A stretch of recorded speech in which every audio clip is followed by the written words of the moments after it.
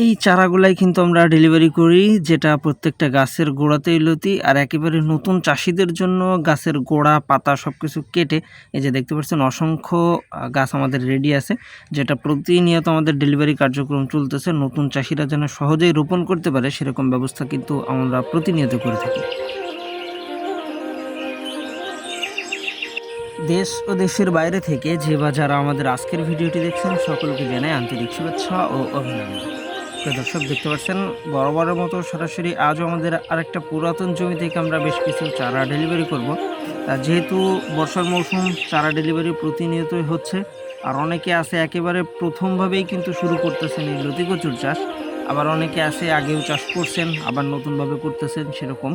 তা আসলে আপনাদেরকে আমি দেখাই প্রতিনিয়ত যে আমি কেমন চারাগুলা ডেলিভারি করি, সরাসরি চারা কাটিং প্লাস মাঠ থেকে উঠানো যাবতীয় সকল কিছুই কিন্তু দেখানোর চেষ্টা করি, যেন একজন নতুন চাষি যারা বা একেবারে নতুনভাবে যারা শুরু করবেন তাদের যেন আসলে প্রত্যেকটা বিষয়ে জানা থাকে। সেই কারণেই কিন্তু আমি সরাসরি মাঠ থেকে দেখাই।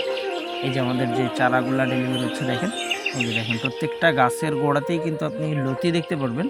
আর এটাই কিন্তু রোপণ করলে মোটামুটি ৪৫ দিনের ভিতরে আপনি লতি কাটতে পারবেন, যেটা দেখাচ্ছে ২ মাসের আগে আপনি বাজারজাত করতে পারবেন। একটানা ১০ মাস পর্যন্ত প্রত্যেকটা গাছে মোটামুটি লতি দেয় এখান থেকে।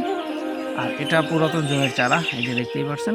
আর এছাড়াও অনেকে আছে যারা দেখাচ্ছে কম দামি চারা সংগ্রহ করে, বা অনেকে আছে যারা আমার কাছ থেকে চারা সংগ্রহ করে বা চারা কিনে নেওয়ার পরে অন্য জায়গাতে আবার চারা বিক্রি করে, সেই ধরনের চারাও কিন্তু আছে। সেটা চাইলে মাত্র ১ টাকা ২০ পয়সাতেই কিন্তু আপনি সংগ্রহ করতে পারেন। আর যে চারাগুলা আপনি চাইলে আমাদের কাছ থেকে সংগ্রহ করে অন্য জায়গাতে বিক্রি করা, অর্থাৎ যেটা রানিং জমির চারা।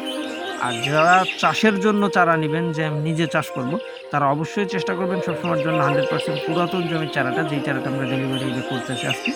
আর এটা কিন্তু মাত্র ২ টাকা পিসে আমরা ডেলিভারি করতেছি। সুতরাং যারা একেবারে নতুন চাষি আছেন চাইলেই কিন্তু খুব সহজভাবে চেষ্টা করতে পারেন।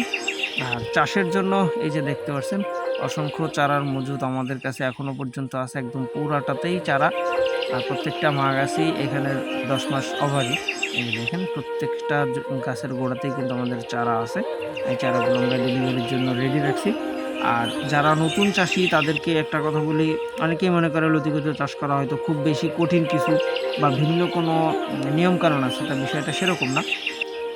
আপনাকে চারা রোপণ করতে গেলে ধানের জমি যেভাবে রেডি করতে হয় ঠিক সেভাবে রেডি করে এই চারাগুলা জাস্ট রোপণ করে দিলেই হবে। আমি আপনাদেরকে একটু কাছ থেকেই দেখাই যে কিভাবে আমরা পাতা মাথা কেটে তারপরে দিই।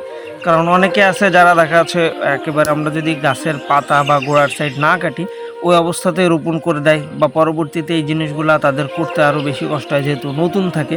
আর সেই ক্ষেত্রেই কিন্তু আমরা এই যে এইভাবে একেবারে গাছগুলা রেডি করে তারপরে চারাগুলা ডেলিভারি করি। তো প্রিয় দর্শক, এই ছিল মূলত আমাদের আজকের ভিডিওটা। দেখা হবে পরবর্তীতে আবার নতুন কোনো ভিডিওতে। সে পর্যন্ত সবাই ভালো থাকবেন, সুস্থ থাকবেন। আল্লাহ হাফিজ।